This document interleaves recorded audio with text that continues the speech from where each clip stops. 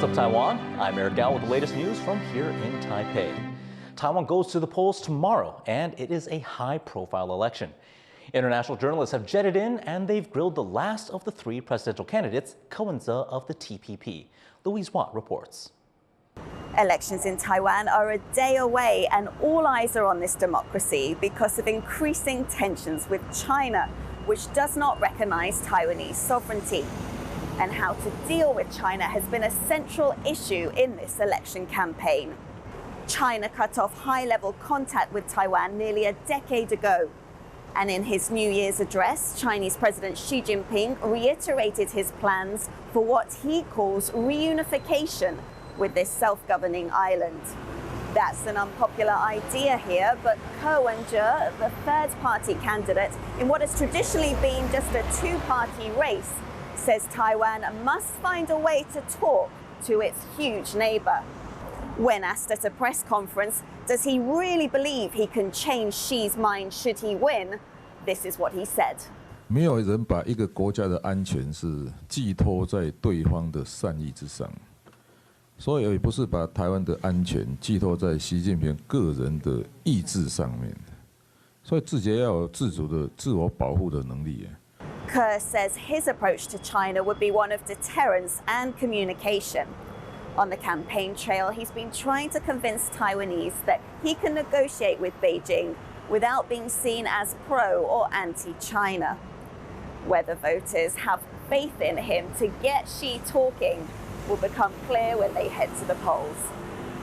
Klein Wong and Louise Watt in Taipei for TaiwanPlus. Our reporters will be out in the field this evening at the final campaign rallies for each of the presidential candidates. Tune in to TaiwanPlus News for those reports.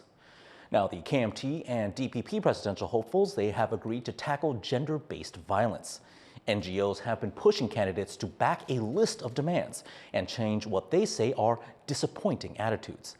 They're calling for a special office to tackle gender-based violence, investigations into digital violence, and support for victims. The KMT's Hou Youyi has signed the agreement, while the DPP's Lai Ching-te has voiced his support through his party's policy office. The Taiwan People's Party's Gov't has yet to respond. And as Taiwan prepares to elect its next leader, accusations of misogyny are growing louder. Roel Hughes reports. Tears, confusion, and exasperation. These women are reacting to remarks made by two of Taiwan's presidential candidates. Remarks about women.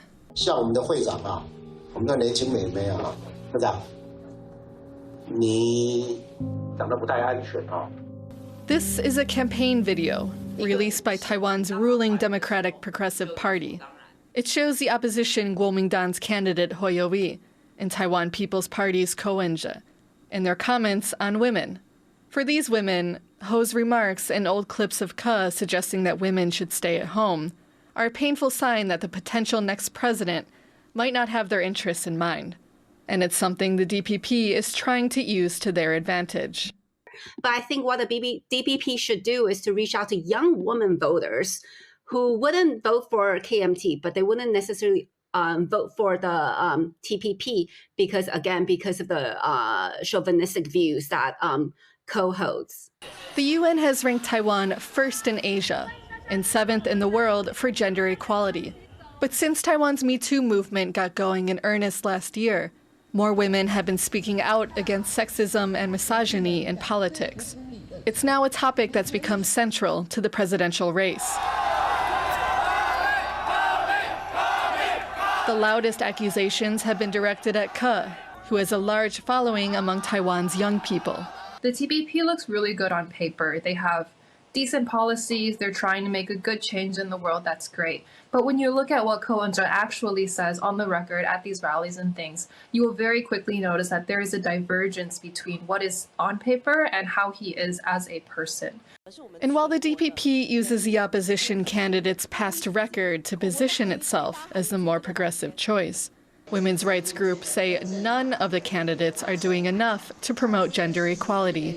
民进党的部分当然有一些，例如说弹性育婴假的改革这样的一个承诺，但是大部分的诉求其实是比较偏模糊的带过。国民党跟民众党的回复，其实大部分的题目是比较没有去，就是说关注到真正性别平等价值的推进。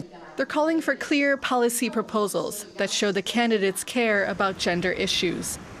Taiwan's elections are just days away, and with accusations of misogyny and questions over whether women are truly valued, women here will have a difficult choice in deciding who will be the next best leader for them. Klein Wang and Rel Hughes for TaiwanPlus. The U.S. and U.K. have carried out joint airstrikes against Houthi rebels in Yemen. The strikes targeted Houthi drone and missile launch sites. The U.S. says they are retaliation for the Iran-backed group's repeated attacks against commercial shipping vessels in the Red Sea. There have been at least 27 such attacks since November. The U.S.-led operation was supported by Australia, Canada, the Netherlands, and Bahrain. Israel has lashed out at South Africa for accusing the country of genocide. אנחנו נלחמים במחבלים ואנחנו נלחמים בשקרים. היום שוב ראינו עולם הפוך. מדינת ישראל מואשמת ברצח עם בשעה שהיא נלחמת ברצח עם. ישראל נלחמת נגד מחבלים רצחניים שביצעו פשעים איומים נגד האנושות. The International Court of Justice is hearing South Africa's claims that Israel's campaign against Hamas is an attempt to destroy Gaza's Palestinian population. South Africa is calling for the court to demand an end to the offensive, which started after Hamas militants raided Israel on October 7th. Gaza's health ministry says over 23,000 people have been killed in the fighting. On the Japanese islands of Okinawa, an elite group of soldiers is training to regain lost territory. Jaime Okan reports on the women on the front lines. This is Kurosawa Runa. She's one of only a handful of women to serve in one of Japan's most elite fighting units, known as the Amphibious Rapid Deployment Brigade, or ARDB.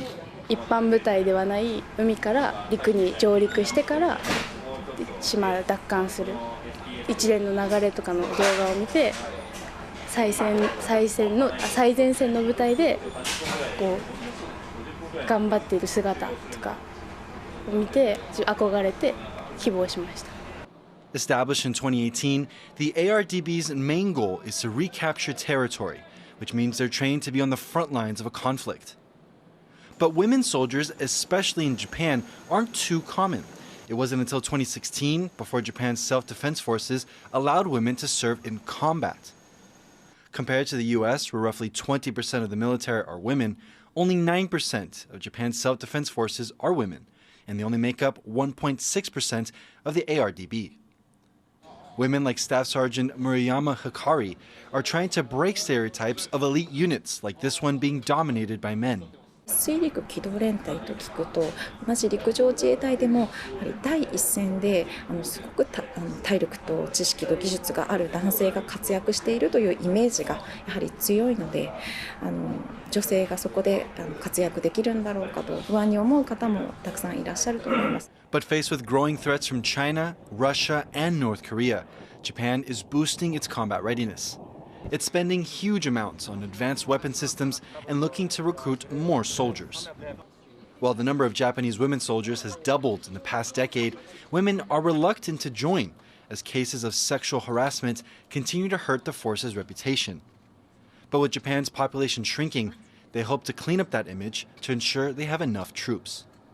しっかり活躍していける組織だというところを全面的にアピールをすることで、これから自衛官になりたいと思う方から見てもすごく魅力に感じると思いますので。 And opportunities for women in Japan's military are expected to grow. Soldiers like Kurosawa Runa are showing that regardless of gender, everyone can serve their country. Justin Wu and Jaime Okan for TaiwanPlus. Taiwan's video gaming industry is set to get a boost. The government hopes to raise the profile of Taiwanese game developers by offering grants. John Van Trieste has the details.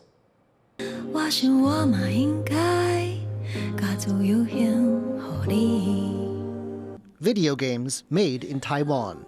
A growing industry of gaming companies is making products with a special local flavor, but many find breaking onto the world stage tough. Take this game, based around the true story of a World War II air raid on Taipei.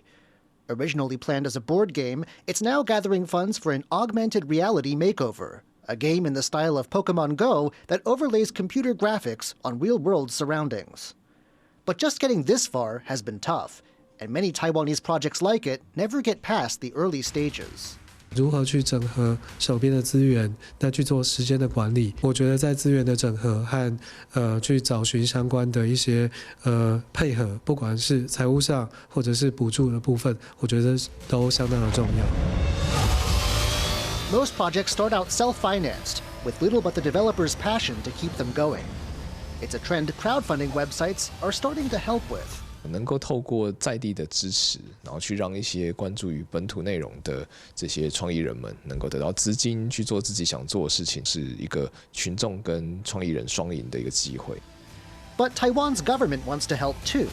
It started a program that will give grants to promising projects.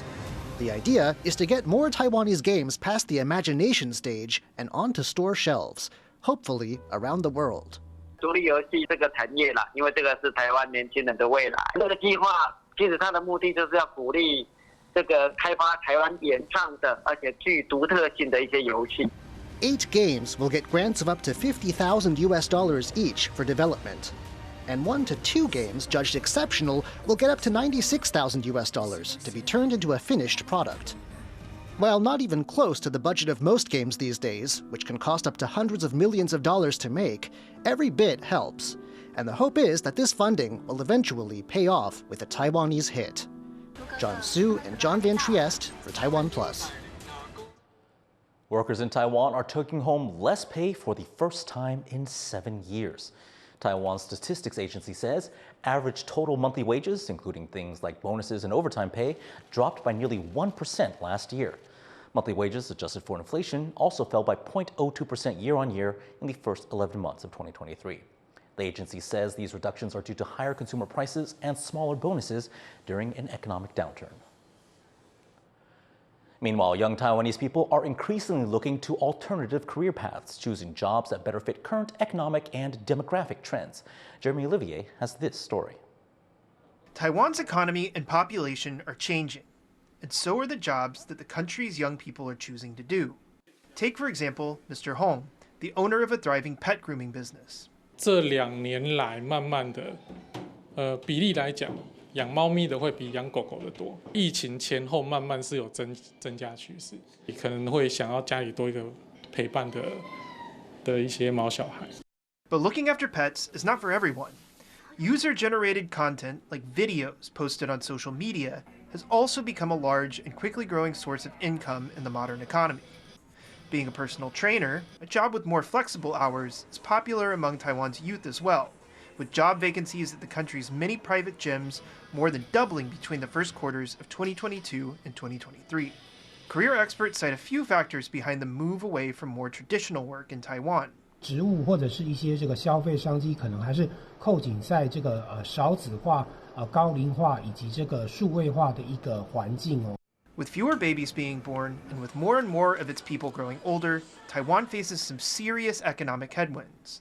But the country's youth are increasingly identifying new consumer trends and preparing themselves for the job market of the future. Patrick Chen and Jeremy Olivier for TaiwanPlus. A Taiwanese sharpshooters taking aim at the Paris 2024 Olympics. Wu Jiayi came in 5th in the 25-meter pistol category at the Asian Rifle and Pistol Championships in Jakarta, Indonesia. That performance was enough to guarantee her a spot in Paris this summer. She is the 17th athlete from Taiwan to qualify for the Games. Thanks for tuning in to What's Up Taiwan. Follow us on social media for more of our reports and tune in for our live coverage of the elections on Saturday. Finally, bundle up as we leave you with this wintry wonderland in a forest near Paris. I'm Eric Gao. Stay warm, and we will see you next time.